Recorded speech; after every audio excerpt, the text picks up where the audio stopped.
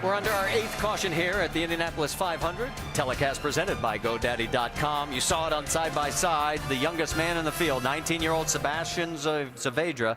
Right there is what's left of his chassis, as here's what happened at the south end.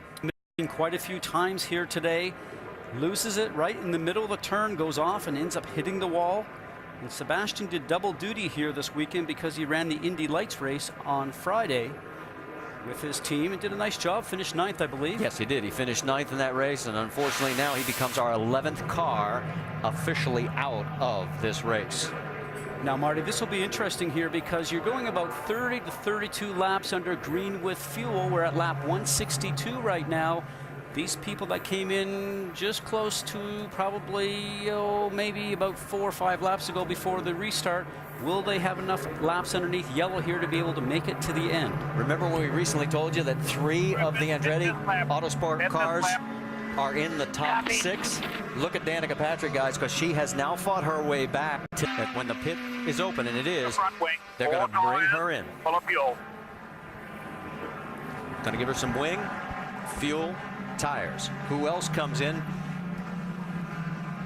I think even Elio has to reconsider. Maybe I got a feeling everybody's going to come in on this one.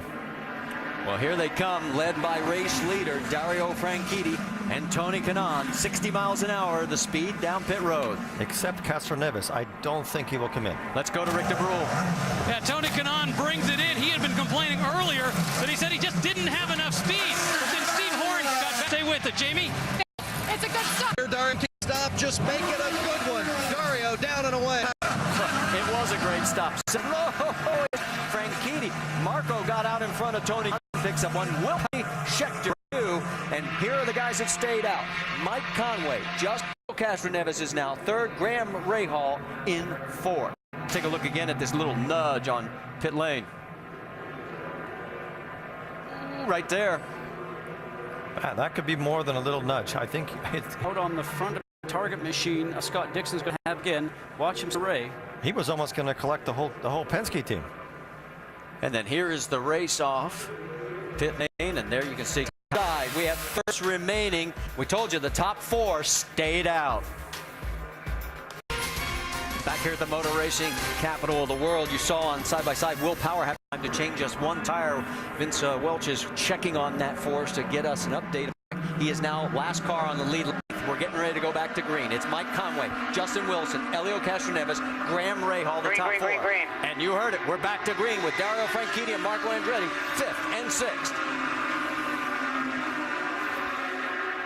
This is unfamiliar territory for Franchitti. We're going to find out how good his car is in traffic. He hasn't been in it all day. Look at this, going into the corner. Tony Kanaan, he makes a move. Here comes some more guys. Boy, Mike Conway is just getting swept up. There goes Franchitti. Down the backstretch, Marco Andretti takes a look to the outside of Kanaan. And those two trying to get around Anna Beatrice. Oh, she's in a bad place there. You don't want to be up that high in that corner. Just hang on to it, Anna. She has done a great job today in her rookie appearance here at the 500. Down the front straightaway, here goes Marco underneath her. She gives him the room. He makes the pass. What a learning experience for any rookie that's here for the very first time, though, getting the wheel-to-wheel battle that she just experienced with some of the veterans at Indianapolis. All right, let's go back up front. You've got Mike Conway leading the Indianapolis 500 for the first time in his career. Justin Wilson, Elio Castroneves, who has won it 3 times in 3rd. Graham Rahal and Dario Franchitti is now 4th. Now, Conway last pitted on lap 139. You can see we are working lap 168, so he is definitely going to have to make another stop. Castroneves came in on lap 151.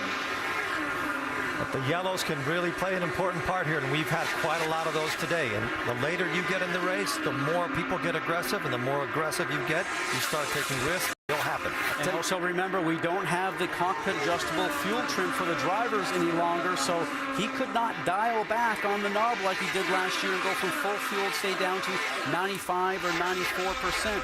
He now has to start using situations for himself, like maybe running a higher gear or maybe just easing off the throttle. Let's get an update on the guys running first and second. Dr. Jerry Punch.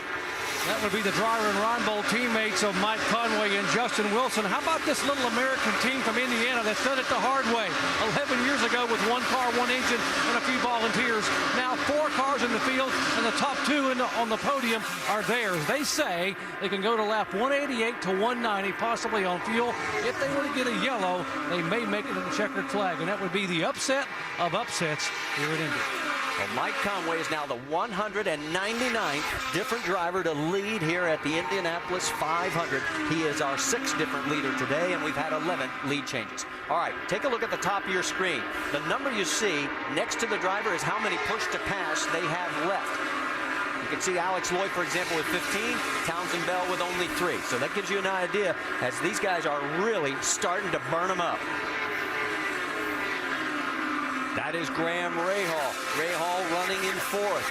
Can he pull off the big upset after being penalized earlier in the race? Now, Castroneves is trying to save all of the fuel he can, because if he gets a break on a yellow, he might be in the running for the end, and he still has some pushes. He has 8 push to pass remaining for Helio Castroneves in that number 3 Penske machine. And as we talked about before, Eddie, he doesn't want to use them at any time currently because it will just consume more fuel. And as you mentioned, he's trying to save fuel. So he's pedaling through there right now. As we mentioned, trying to ease off the throttle, going down the straightaway maybe a little sooner than normal, trying to take that draft off the car in front. He's just hoping and hoping you have a situation for a short yellow. Graham Rahal almost had a moment. No, he had a moment. He almost had an accident. Every time you push that button, you're going to go faster. That's true, but you're also going to use too much fuel, and you need it. We don't know what's going to happen as far as the yellows are concerned. Talk to the man who calls the shots for Helio Castroneves, Tim Cindric. Vince? Well, it's been an amazing performance and up and down here after that pit stop incident with stalling the car, Tim, but you've come in and topped off twice. How close are you to making it to the end on the fuel you have? Well, Fate's going to have to decide this because we're going to need a couple of yellows here to get to the end, but the way we figured it, Indy, you either win or you don't, so we're going to roll the dice here and see what happens, but we're definitely short at this point. There you have it, Marty. A little bit short, but at Indy, you never know. Well, and went into 4th.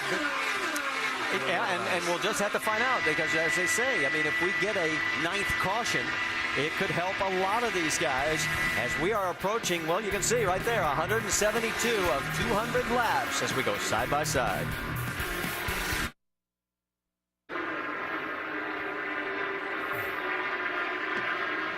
And we welcome you back to the Indianapolis 500. Telecast presented by GoDaddy.com and our aerial coverage brought to you by GoDaddy.com. What a great view from the helicam of this beautiful 2.5-mile facility as the speeds are flying. And Mike Conway continues to lead. He's only in his 2nd year here at Indianapolis, but in that number 24 machine, he has now led 15 laps, but he has got to pit.